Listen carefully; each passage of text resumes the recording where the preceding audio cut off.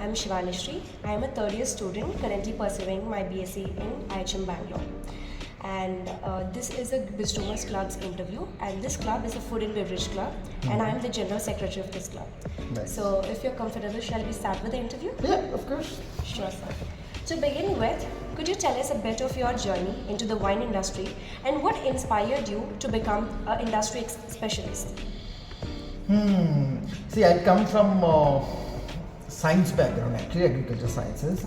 So while I was doing my undergrad program, I wanted to get into the horticulture and viticulture stuff, which was the grape growing thing. For that, I moved to the New Zealand to study viticulture and oenology, which is the winemaking and grape growing. Because in India, we don't have any such program. At that time, at least, I don't know. I mean, even now, we don't have that kind of comprehensive program.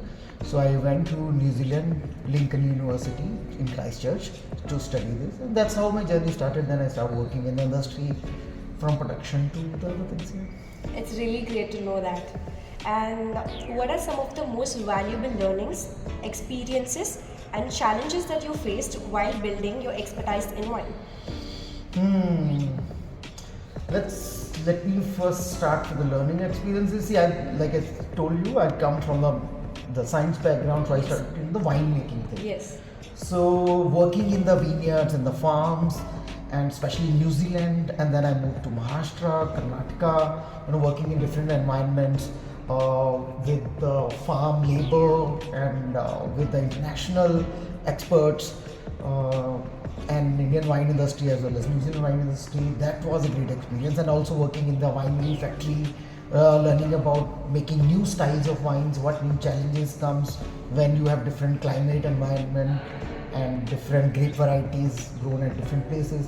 So these were challenges which I faced during the production and also the learning experiences, which was great. And then when I moved to the production, marketing and tastings and education, in this I learned a lot about the tasting and the hospitality industry, especially when I interact with students from like you. Yes, Because I don't come from this field.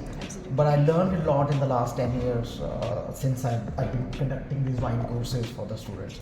So yeah, that's another challenge and learning experience. Really inspiring to know that a science student is pursuing something like in the hospitality industry.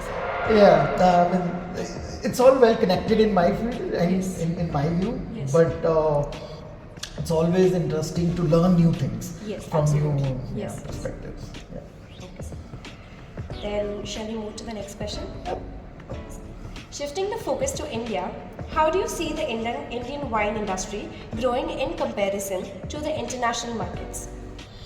We do have our own challenges. Indian wine industry, we are at a very nascent stage, we are a baby still. Well, alcohol industry is huge in India, but not the wine. We are one of the biggest markets for whiskeys and other hard spirits, for beer as well. Wine is growing for sure, but still it's not the biggest chunk is not with the wines. Yes. But that's the case also in other countries as well. I mean, if you go to America and US also, in Australia also, wine is always the number 3 player. Yes. It's growing in those countries as well as it is growing in India also. But I would love to see more rapid growth than what is happening right now. More education is required, more experience and centers are required. Bangalore is doing a good job because we have a Karnataka Wine Board, which is the government body here. They do a lot of promotions. I work with them as their wine ambassador. So they do a lot of work to promote the wine industry in India. But it's only happening in Bangalore, Mumbai, and say Delhi. I would love to see wine penetrating through the tier 2 or the smaller cities. So that's the only challenge we have right now. It's doing well in the metro cities, but I would love to see. We're still exploring our options in this. Yeah. Okay, sure. So moving on to the next question, with sustainability becoming the key across industries, how is the wine industry adapting more eco-friendly practices? Well, like other industries, wine industry is also aware about the challenges of the climate change and, Yes. and the sustainability we have. Um, if you talk about the production side, people are, especially in Europe and in developed nations, people are moving towards the organic wines. So a lot of new vineyard practices without using pesticides and all coming up, and then there's huge demand of organic wines or biodynamic wines. In India, that's not the case right now. Hopefully, when we will grow, and then these things will also come. But the other thing which industry is doing is the packaging part. The people are moving towards the cans, Okay. which is more sustainable, and then also the screw caps rather than using cork. Yes, yes. Right? So these are the practices which we are doing. Bag in a box thing, which is coming in new packaging, which is also more sustainable. So all these practices are happening. So, do you think that all these importance were given before while you were doing any of these courses in New Zealand back there? Sorry, I didn't get it. I'm asking you, the sustainable practices were used back in New Zealand, or this much importance was given back there? Yes, I think New Zealand and Australia actually, they took the lead in using the screw caps in the world actually. Okay. Yeah, so New Zealand and Australia, and then especially New Zealand is very focused on sustainability because the whole economy is based on agriculture. Okay. And they really produce quality products in the agriculture. So they really maintain their quarantine and then sustainable practices in all the agriculture field, not just in the wines, but in the packaging part also. New Zealand, if I'm not wrong, they were the first country which were almost 100% screw capped wines. So even the most expensive wines are not with the cork, especially the wines which they send you to the New World. Okay, so Yeah.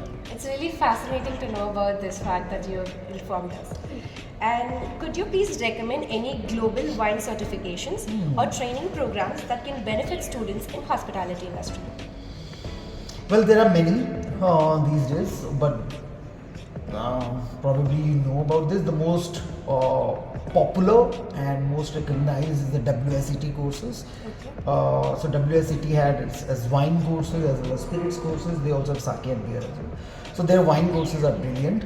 There are 4 different levels in that. So you can do level 1, level 2 and level 3 in India. For level 4 you have to go abroad. Apart from WSET, there are other, I think there's CMS is there, and then there are many others also, but WSET is the most popular and recognized. And I conduct WSET courses for level 1 and level 2 as a trainer. Okay. So my promotion here, you can conduct with me. Sure, absolutely. Yeah. Okay, sir. And we are done with our interview questions. And thank you so much for answering these questions so patiently with us. And we're expecting you to return back to IHM Bangalore with back your exciting workshops here. Of course, always. Thanks. Yes.